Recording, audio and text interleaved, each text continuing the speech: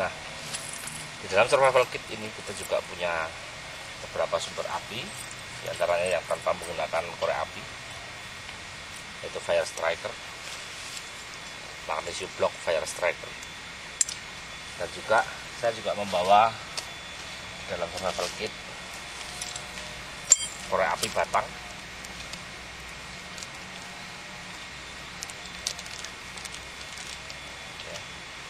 Ini korek api batang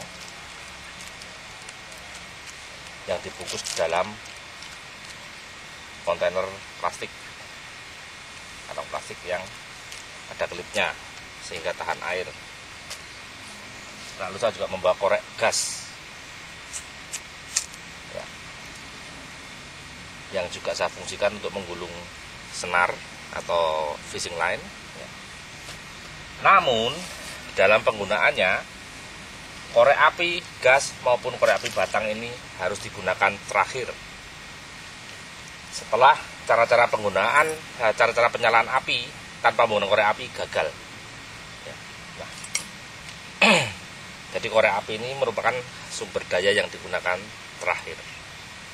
Jika cara membuat api tanpa korek api itu gagal. Sebagai bahan bakar membantu untuk membuat api tanpa korek api, saya juga membawa kapas ya, yang dimasukkan ke dalam kantong plastik agar terhindar dari air.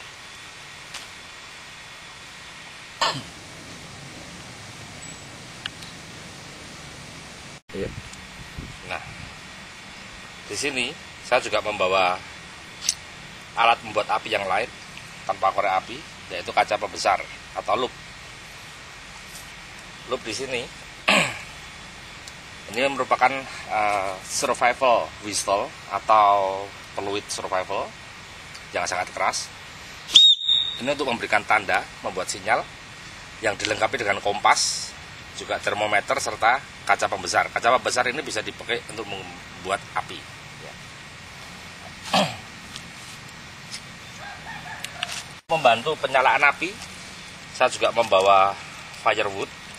Ini merupakan kayu yang sudah diolah, yang diberi bahan kimia khusus sehingga menjadi mudah terbakar, yang akan membantu Anda menyalakan api. Firewood ini juga saya masukkan dalam kontainer plastik yang tahan air. Nah, seperti ini.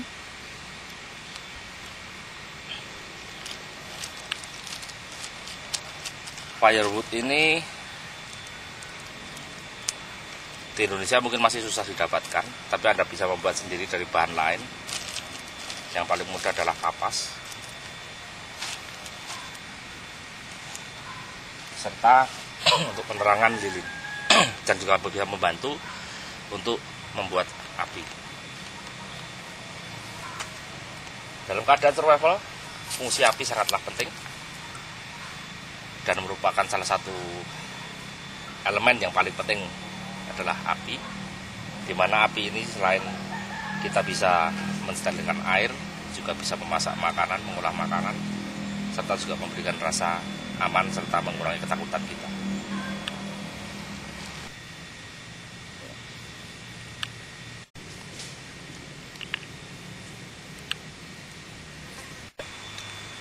Kemudian yang harus kita lakukan jika kita dalam keadaan survival adalah bagaimana caranya agar kita diketahui oleh tim penyelamat. Berarti kita memerlukan alat-alat untuk memancarkan tanda bahaya yang bisa ditangkap dari jarak jauh, yang membantu tim penyelamat untuk menyelamatkan kita. Yang pertama, peluit.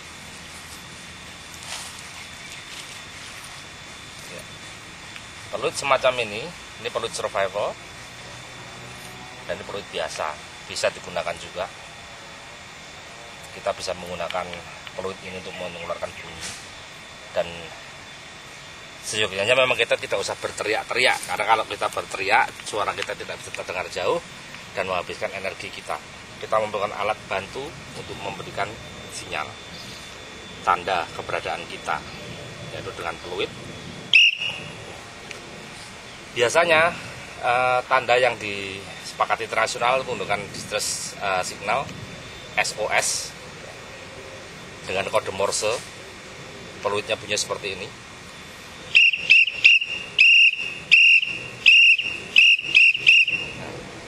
Titik, titik, titik, strip, strip, strip, titik, titik, titik, itu SOS. Itulah kode signal distress internasional. Kemudian alat bantu yang lain adalah heliograph atau signaling mirror. Ya. Di sini ada permukaan reflektif dan di belakangnya ada petunjuk penggunaannya. Caranya adalah dengan cara memantulkan sinar matahari. Pertama, kita arahkan dulu ke matahari. Kita lihat refleksi sinarnya, pantulannya ada di mana. Nah, kita arahkan tempat lain dulu. Kemudian pegang heliograph ini, alat ini namanya heliograph. Dengan dua jari Anda, cari di mana pantulan sinarnya. Kemudian angkat, dekatkan ke mata Anda. Di sini ada lubang intai. Ketika Anda melihat lubang intai, Anda bisa melihat spot terang di mana sinar matahari terpantulkan. Kemudian arahkan ke pesawat yang melintas di dekat Anda. Atau kalau Anda berada di laut, walaupun tidak ada kapal ataupun pesawat, ya, Anda bisa melakukan signaling ini, pemberian sinyal dengan sinyal mirror secara berkala. Karena pantulan sinar matahari yang dipantulkan oleh cermin sinyal ini bisa mencapai jarak yang sangat jauh, kurang lebih 72 km. Pada malam hari Anda juga bisa memberikan sinyal dengan membuat tanda cahaya menggunakan senter. Di sini saya punya center light LED ya, light emitting diode yang cukup terang, kecil, ringkas, dan juga membawa satu sebar baterai. Dengan lampu senter LED ini, penggunaan energi baterai menjadi sangat hemat sekali. Satu buah baterai ini bisa bertahan bahkan sampai 1 bulan.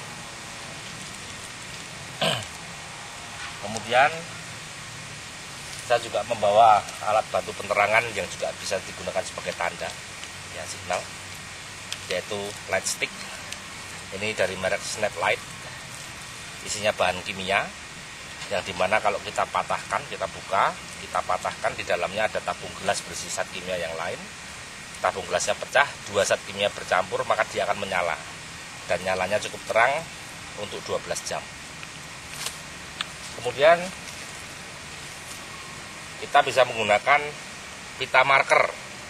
Ini adalah pita dengan warna terang. Pita marker ini kita gunakan untuk menandai keberadaan kita. Jika kita berada di satu tempat, kemudian meninggalkan tempat tersebut, kita bisa menandai tempat tersebut dengan pita marker ini. Serta dibantu dengan buku catatan. Di sini ada, saya membawa kertas cukup banyak, ada pensil yang bisa kita tinggalkan di tanda marker tersebut. Akan lebih baik kalau dibungkus dengan plastik, sehingga ketika tim pencari menjangkau lokasi tersebut, dia tahu kemana kita arahnya menuju dan bisa mengikuti arah kita. Kemudian untuk signaling mirror sendiri, kalau Anda tidak menemukan produk signaling mirror yang khusus untuk signaling mirror, Anda bisa membuat sendiri dengan bahan plastik, cermin plastik seperti ini, atau mungkin dengan bahan CD. Ya. CD ini cukup bagus ya, CD cukup bagus untuk signaling mirror karena punya permukaan reflektif yang sangat bagus. Dan di tengahnya sudah ada lubangnya. Anda bisa membawa satu keping VCD atau mini VCD atau mini DVD yang kecil. Itu bisa menjadi signaling mirror.